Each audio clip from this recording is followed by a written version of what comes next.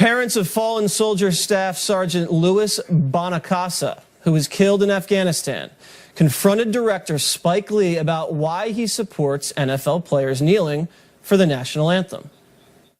When North Korea aims a nuclear missile at us, are these heroes that you say, NFL, that can't support our flag, are they going to be on their knees when this happens, or are they going to support our veterans?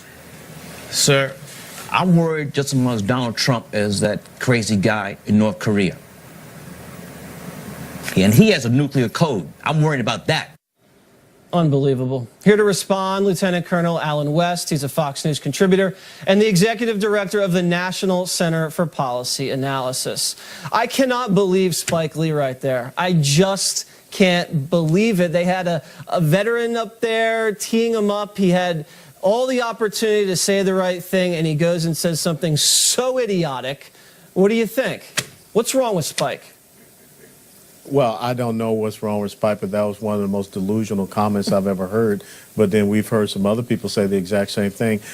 You know, you have to put this in perspective. If Spike Lee is more concerned about President Donald Trump than he is for a person that is starving his own people, if he is more concerned about Donald Trump than he is for the person that ordered the killing, really, of Otto Warmbier, the American citizen who came back in a coma and then died soon thereafter. So I don't know, you know, what Spike Lee's motivations are, but I will tell you that it's more political than it is based on reality. All right, and you just heard Jack Brewer and I talking about kneeling. Now, he was saying that a lot of the players were praying. They were kneeling in prayer during the anthem. Does that change at all your opinion about their motivations with regard to the kneeling?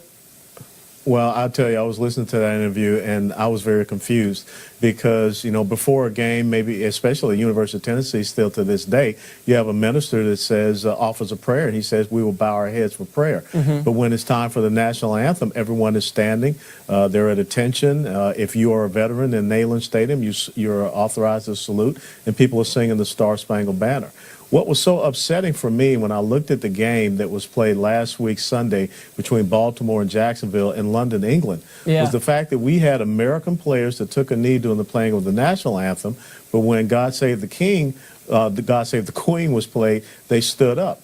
That shows that these individuals do not understand that it was the British who was shelling Fort McHenry in the War of 1812 when Francis Scott Key saw our flag still waving at dawn's early light. Yeah, you don't have to tell me. You don't have to tell me that. I mean, I know about people that don't know about American history. That's why I got paid so well to hit the streets. But Jack was just saying, these are young guys.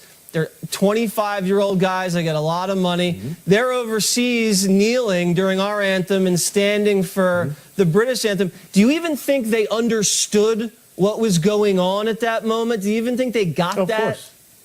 Of course not. Of course they don't. And I would say that we should take some of these young men and we should send them to Kandahar, Afghanistan, or send them to some of these places in these combat zones or some of these forward operating bases and have them stand with those soldiers and get them to explain to them what the American flag means to them. You know, when the national anthem is played and people are watching football games overseas, guess what happens in a tent or in a mess hall or wherever they are? They stand at attention and they show the reverence. And that's something that we need to understand. And perhaps there should be some senior players, or perhaps the NFL should talk about the right protocols that should go and happen when the national anthem is played, and give them a little history lesson, because obviously our education system is failing them. It sure is, and you don't have to tell me that. All right, Lieutenant Colonel, thank you very much for joining me. I really appreciate it.